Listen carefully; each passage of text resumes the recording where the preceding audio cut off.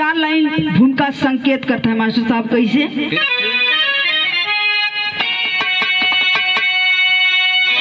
यह कहानी है त्रेता युग की पुरानी, अरे उसी युग में परशुराम शिव भक्त थे। अरे एक बार परशुराम पर्वत पे जाकर अरे करते तपस्या वे सशक्त से, अरे भक्ति की शक्ति को देख करके भोला अरे खुश होकर के शिव जी ने आंखों को खोला।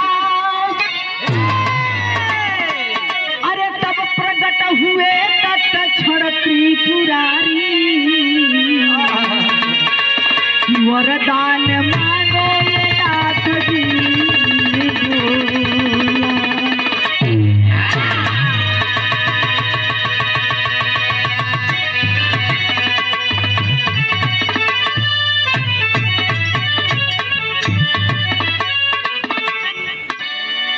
ए बाबूजी, नए द्वापर की कहानी है, न सतयुग की कहानी है, एक कहानी त्रेता युग की है।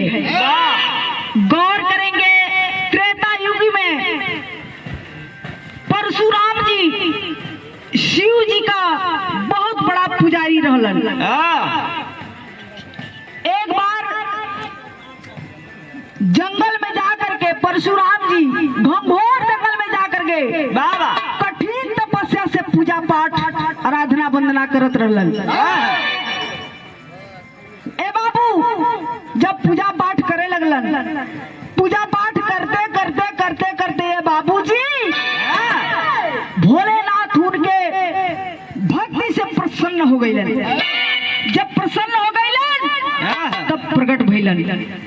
जब प्रकट भइलन तो कहलन कि वत्स मांग लो, क्या मांगना चाहते हो। लेकिन यहाँ गजल का लाइन बा मास्टर। कैसे?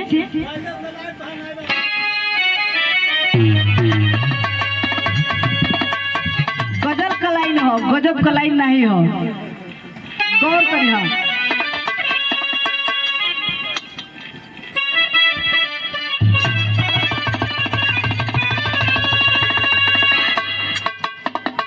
वीर बहादुर जी कोनो आशिक अपनी माशुका से कहा, क्या कहा?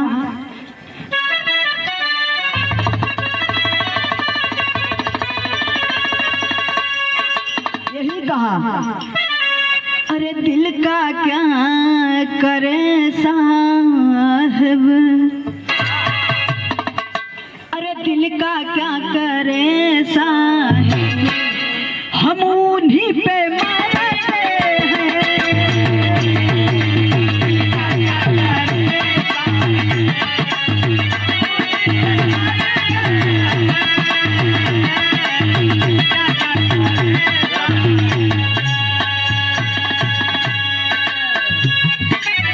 दिल का क्या करे साहब,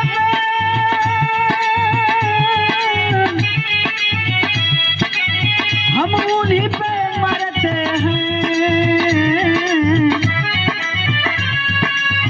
दोष बस इतना है, क्या जुर्म बस इतना है, हम उनसे प्यार करते हैं।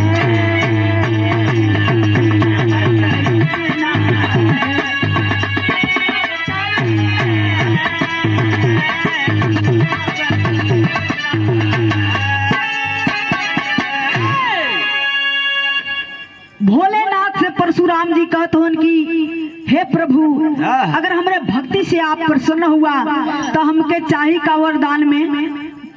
परशुराम जी कहते हैं, भाव में कहना बा मास्टर। कैसे?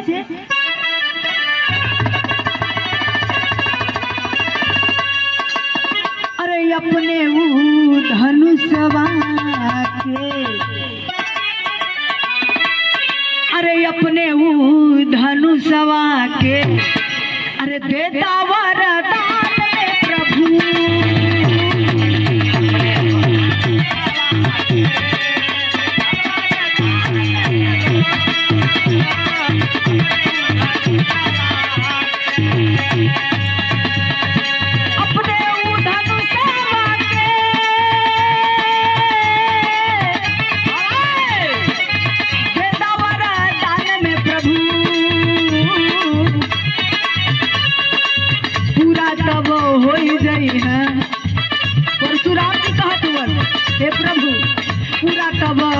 जई जीवन के अरमान ये प्रभु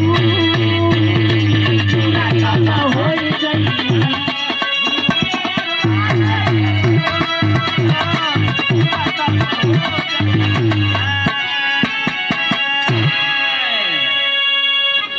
ए भैया भोलेनाथ कहलन कि ठीक हो, हम इस धनुष को जरूर दे देंगे, लेकिन एक शर्त है। नजम के लाइन में कहना बा मास्टर कैसे?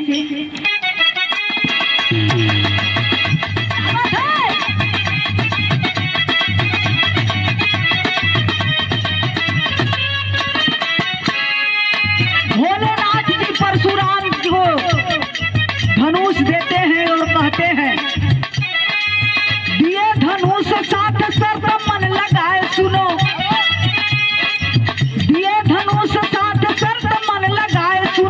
राह में धरती पर कहीं ना यह छुआए सुनो।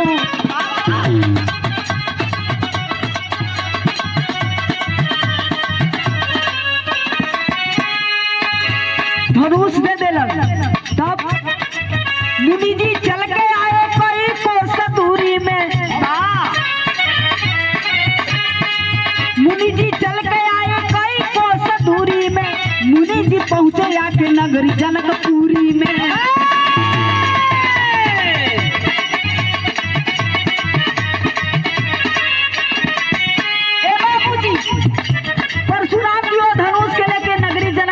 पहुंचल हुआ तब मुनि को लगे लघु संग्रह भरपूर वहाँ, मुनि को लगे लघु संग्रह भरपूर वहाँ, रखे धनुष कष्ट किए यापन दूर वहाँ।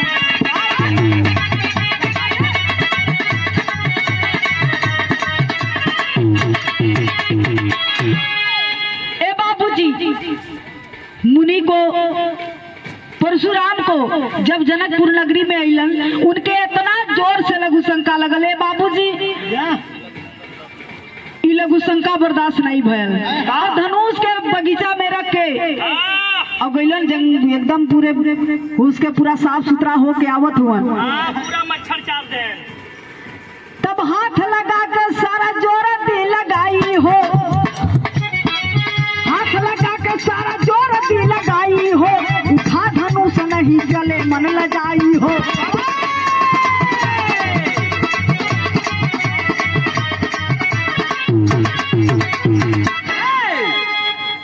ए बाबूजी जब धनुष ना उठल वहां से हो और धनुष के मुनिवर वही बगीचा में छोड़ के चल देलन, तब यहाँ एक लाइन तर बदल गई मास्टर साहब।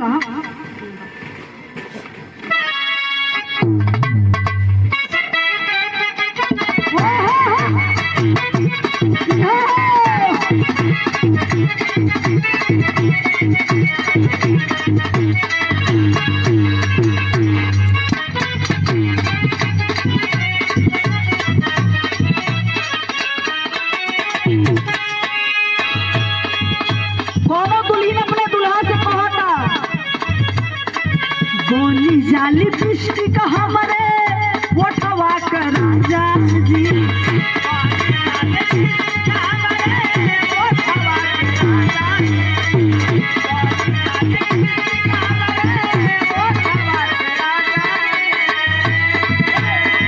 बोली जाली पिष्टी का हमरे वोटवा कर राजा जी, चूसत रहम होले होले आई बाड़ा राजा जी।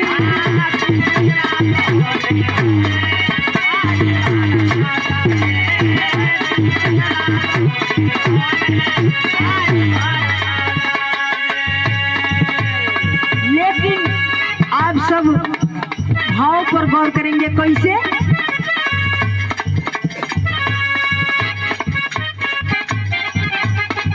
सीता मैया खेलत रहली सखियन के साथ में,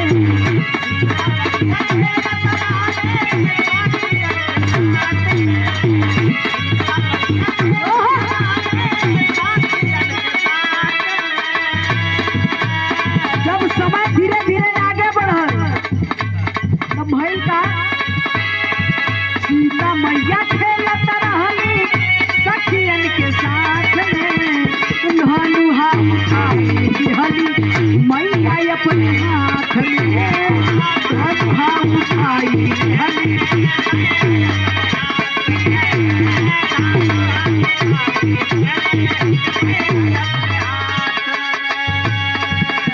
जब सीता बचपने में अपने सखियन के साथ बगीचा में खेलत रहली, धनुष के ऊपर नजर पड़ल बा।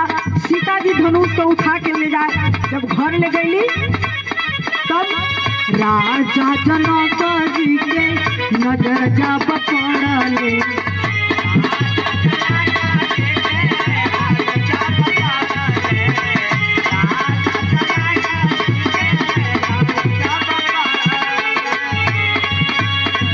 वही समय धूप तब प्रणय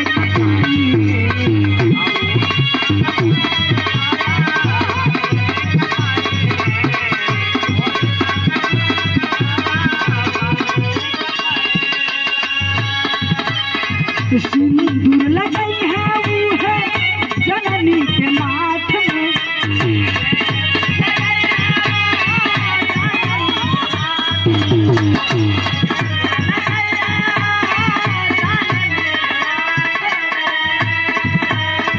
सिंदूर लगाई है वो है जननी के माथ में।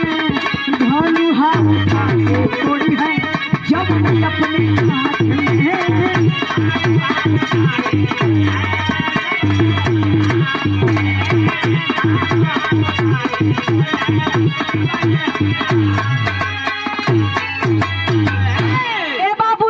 राजा जनक जी के नजर पड़ल बाबू। सीता जी जब धनुष के उठा के ले गईली तो राजा जनक जी सोचत हुअन कि अरे ए धनुष के कोनो वीर बलवान ना उठा पौलन, ये हमार छोटी सी बिटिया धनुष के कहाँ पौल से उठा के लिए उलस।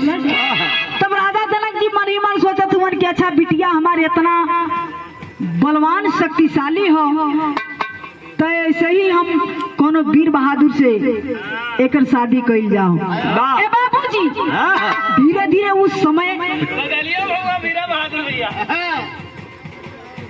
नमवा उहे हम कोई दिक्कत नहीं है, नाम मान ला। ए बाबूजी तब राजा जनक जी सोचत हुअन कि हम कोनो एरा गरा वीर से शादी ना करब। मन ही मन सोचत हुआ ले बाबूजी। धीरे धीरे समय बीतत गई, तब धीरे धीरे सीता जी 18 वर्ष को भइली। एक लाइन तर्जमा मास्टर।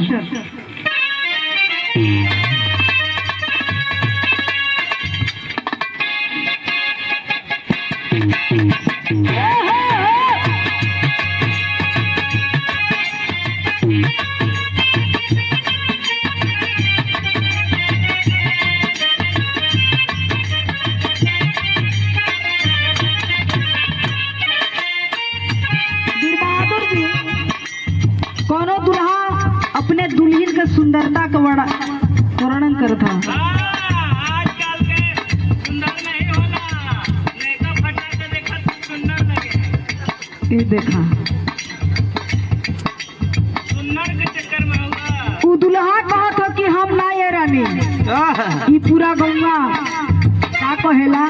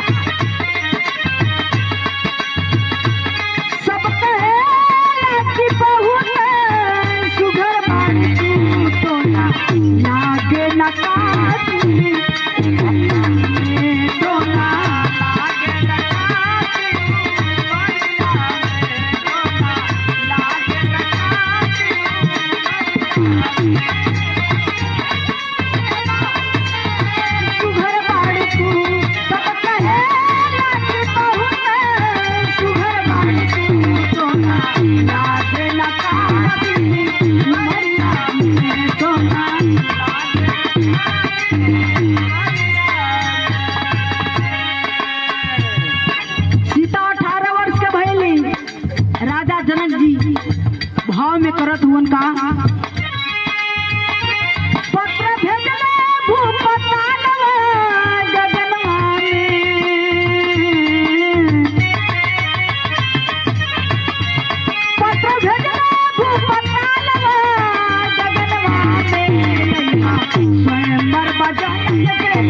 राजा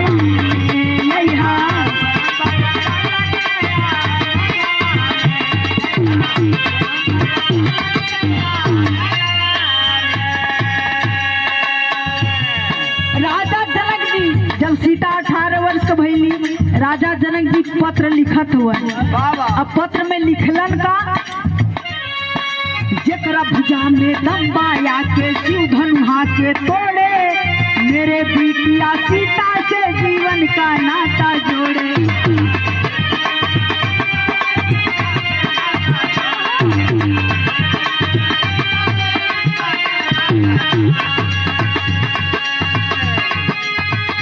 लिख करके बाबूजी खबर में लिख करके, पत्र में लिख करके पूरा पश्चिम उत्तर दक्षिण आकाश पाताल चारों दिशा में भेज दले ने बाबूजी।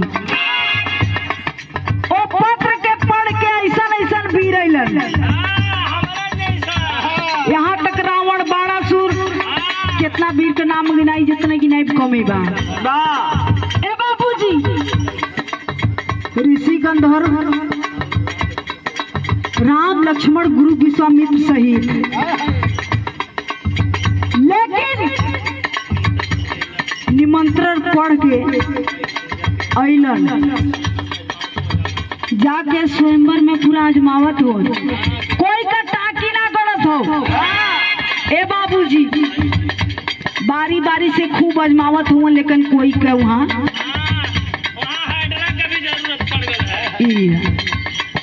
लेकिन कोई का वहाँ टाकी नहीं, उठा तक नहीं पौला। तब राजा जनक जी कहत हुआ, हारे राजा वीर अयोध्या सब समनवा में, हारे राजा वीर अयोध्या सब समनवा में, स्वयंवर बजन के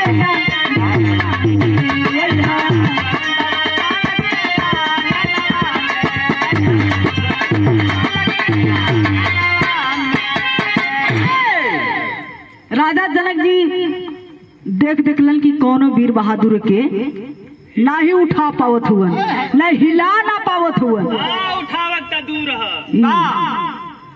ए बाबूजी राजा जनक जी कहत हुआ कि हारे राजा विरोधा सब समनवा में, लेकिन यहाँ डेरी के अंदर कहत हुआ राजा जनक जी दुखी होकर के कहलन का,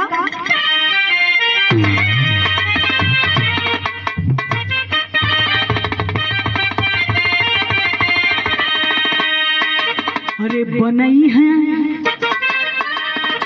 केकरा बेटी सजना, अरे बनई है केकरा बेटी हो, अरे बनई है केकरा बेटी सजना, तो सारा खाली बाटे बीरन से ही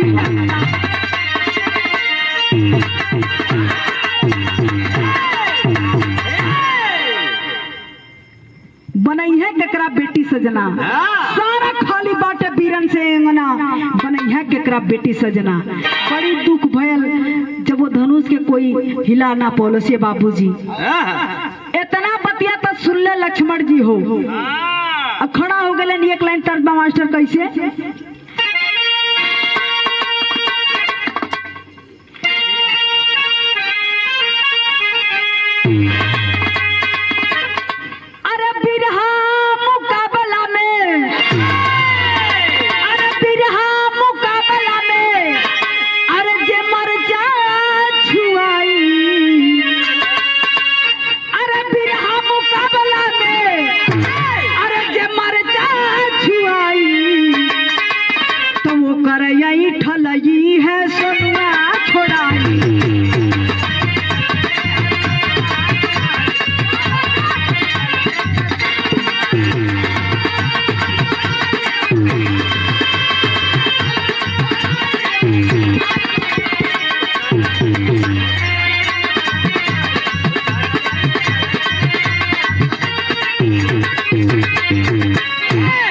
गौर करेंगे बाबूजी।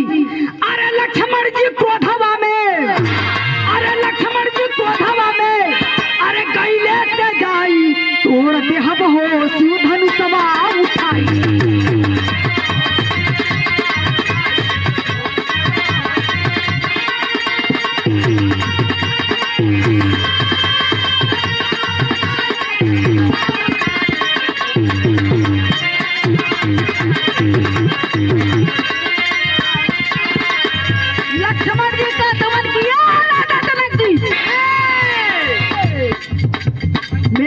के रहते अगर श्री राम भैया की आज्ञा हो ना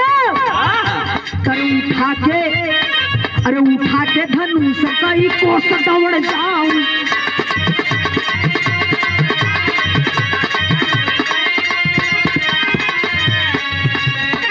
श्री राम भैया के आज्ञा जे हम पाई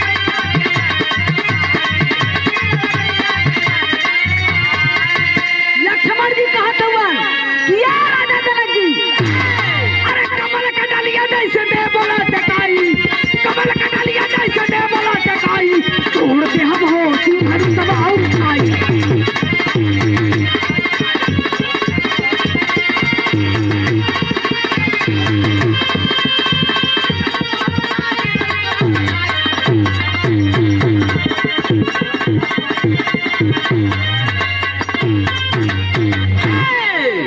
लक्ष्मण जी का कौन किया राजा जनक जी अगर श्री राम भैया की आज्ञा हो तो इस धनुष को उठाकर मैं कोस दौड़ जाऊंगा कमल के डाल जैसे लटका दूंगा। अगर श्री राम भैया की आज्ञा हो तो बबनी में और तक घुमा दे ताने पर टांग के। ए बाबूजी गुरु विश्वामित्र जी कहत हुआ कि लक्ष्मण शांति लक्ष्मण होश में शांति। गुरु विश्वामित्र जी कहते हो एक लाइन कर दो मास्टर कैसे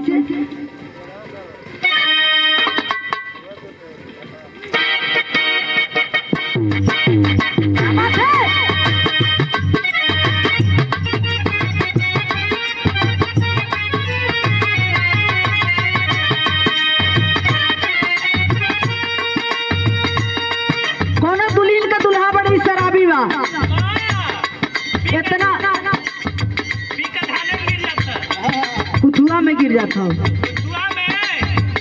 काहे से कि नशा में ज्यादा हो जाला। नशा में नशा खराब हो जाता। हाँ इहो ठीक कहला लेकिन पियले ललका मगर हल्का पियले थोड़ा बहुत रंग भुलवावे खातिर को इया ओको कुछ टेंशन रहल होई। जब पी के करे डांस तब उनकर होला रोमांस अब बगनी में काने में खोसे रहल चांद से एक सिगरेट होला भैया सही बताओ तो आजकल जितना दारू का नशा चढ़ी उतना चांद से मरी हाँ मतलब सिगरेट पी हैं कहीं आने दो। जब वो दुल्हा इतना नशा में चूर हो गई बा जहाँ न तहाँ गिरता इतना कुतुआ लटपिटा गई बा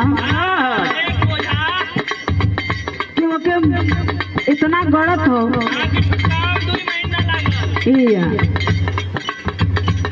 जब कैसा हूँ धीरे धीरे जाके अपने दरवाजा की तरफ गयल हो दुआरी पर घरवा में ढुकत हो तो दुल्हन बहत दिया कि कहाँ से इतना रात के हो। दुल्हन इतना घुसियलस तो दुल्हा पियला में बड़ा चंधरा के बतिया बेला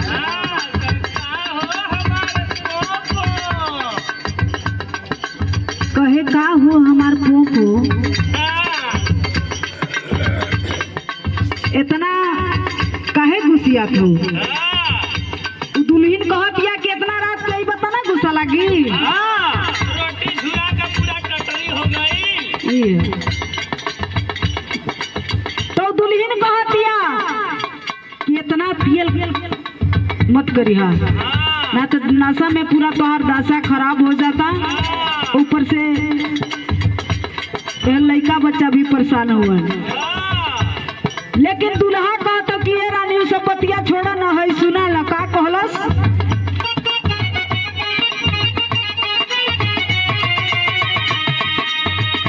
जेऊ ही वो दुल्हा घर में घुसल बा लइटिया कट गल।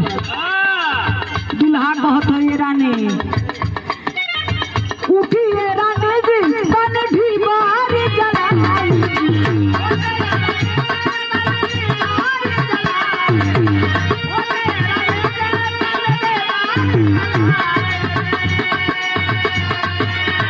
उठी ये रानी जी बन भी बाहर जलाई हमरा पंडवा में हमरा पंडवा में देखा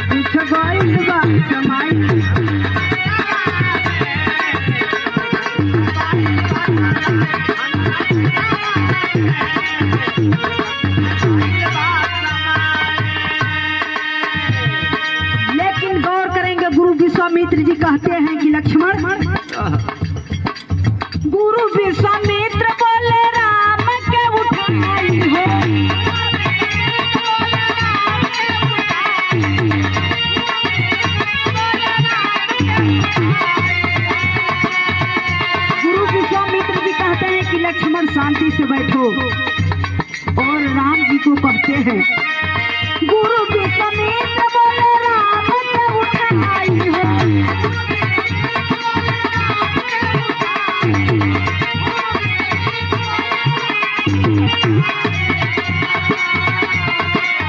गुरु विश्वामित्र बोले राम के उठाई, तोड़ धनुषवा के, तोड़ धनुषवा के, जनक जी का दीप जलाई।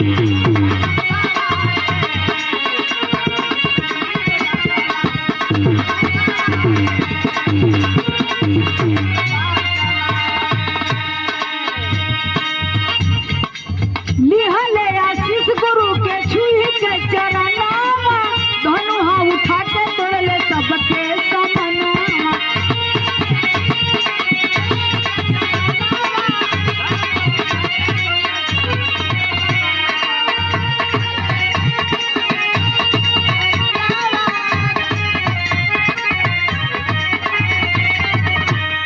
अपने गुरु का चरण छू करके जाते हैं धनुष के पास ये बाबूजी, और धनुष का चरण छू करके करते क्या है, वो धनुष के उठा लेलन। अब पंची चढ़ा के बाबूजी पख से तोड़ देलन। तब खुश भइले जानत माता सीता जी के मनाई हो।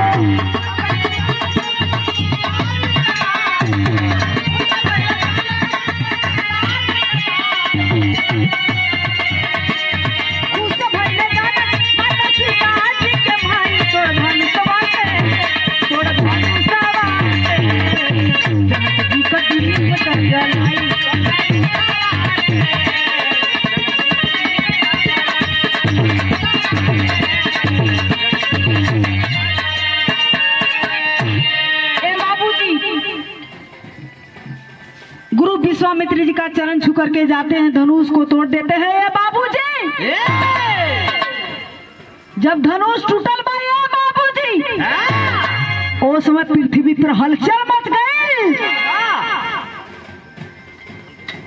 आधी तूफान पानी बारिश में आवे लगल हो। तब परशुराम जी वहाँ भोलेनाथ में पूजा पाठ में लीन हुआ। जब पृथ्वी पूरा टकमगाए लगल, परशुराम जी दौड़े दौड़े राजा जनक के आंगन में आते हैं। लेकिन पहपट में कहना हुआ मास्टर कैसे?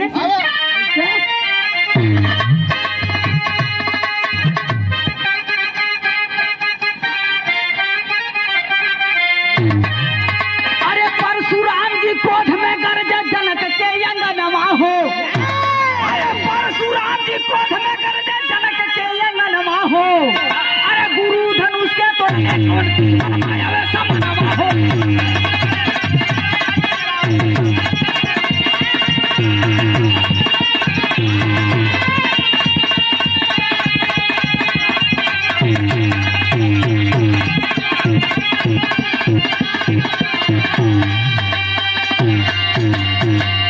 गौर करेंगे बाबूजी, परशुराम जी दौड़े दौड़े राजा जनक के आंगन में आते हैं और गरजने लगते हैं कि ये मेरे गुरु का धनुष किसने तोड़ा? मेरे सामने आ जाए, मैं उसे भी टुकड़े टुकड़े कर दूंगा। मेरे सामने आ जाए। अरे इतना बतिया तो सुन ला हो। अरे तब तक लक्ष्मण बोल पड़े, अरे मुनि के सुन के बतिया के, अरे बचपन में हम तोड़ ली धनुहा, अरे केतनो अपने हथिया से। अरे वो समय कोई ना कालस एक बचनवा हमरे समनवा हो। तसी धनुहा से भइल कौन अपमनवा, यही अंगनवा हो।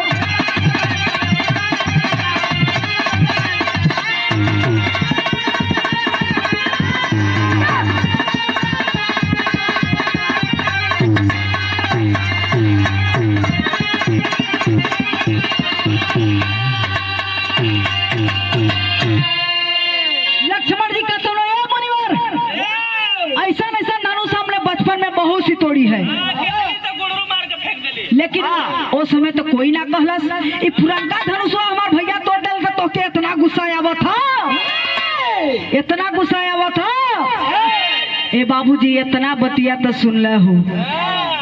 हर प्रभु श्री राम जी कहत हुवन कि ए मुनिवर, जौन भी गलती भइल बा हमके सजा मिले के चाहिए। कहा तुवन की आल्हा में कहना बा मास्टर,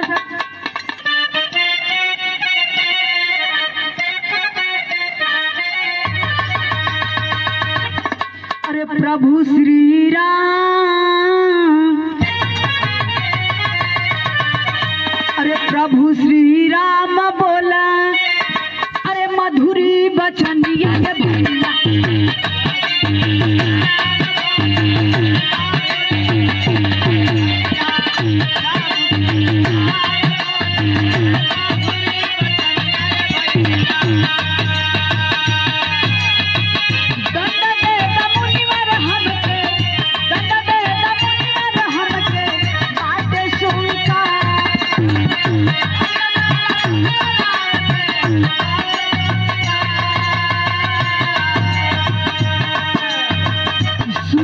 बचनिया मुनिवर सोच अपने मनवा,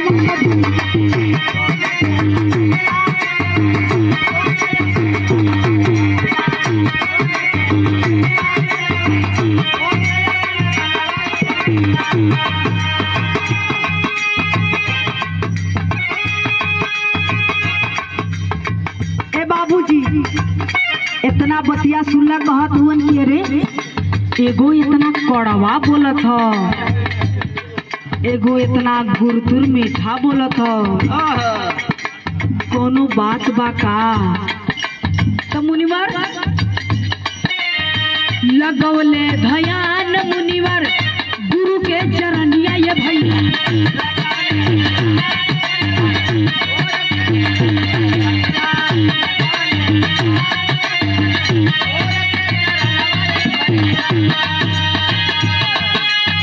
लक्ष्मण नागर राम प्रभु, लक्ष्मण नागर राम प्रभु विष्णु अवतार,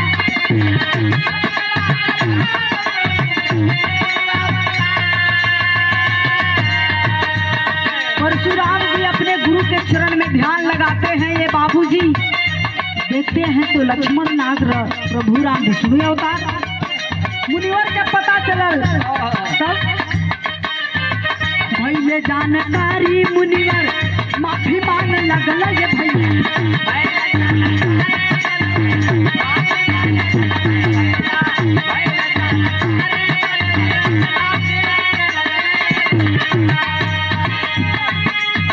जवन श्राप दिहली सब हमके लग जा।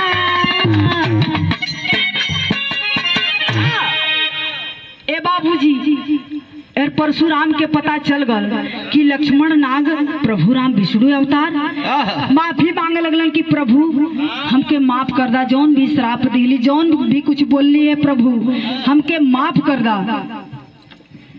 लेकिन जब यहाँ शांति का माहौल बन गए बाबूजी, जब खुशी का माहौल बनल होए बाबूजी, शादी ब्याह हो तो कैसे मास्टर?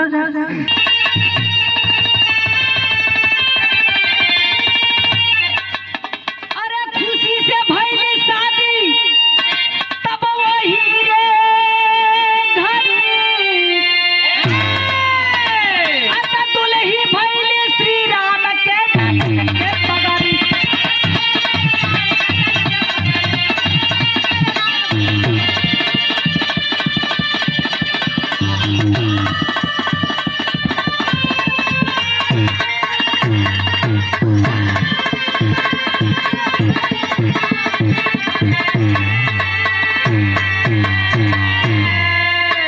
खुशी खुशी से शादी भई। अरे खुशियां में खिले पुष्प के चमनवा, अरे लिहाले आशीष बड़ों के छुई के चरणवा,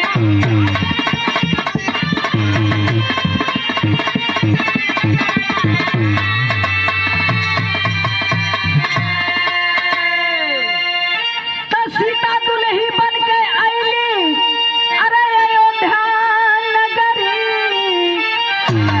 तो दुल्ही भइली श्री राम के जनक के पगड़ी।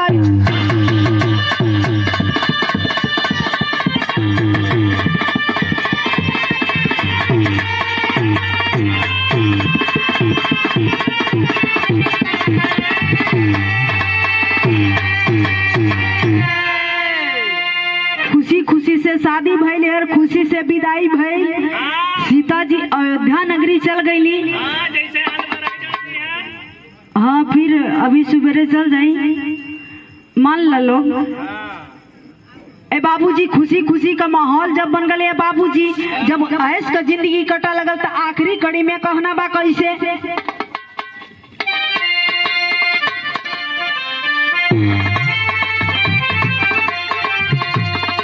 अरे गुरु बिहारी गुरु गणेश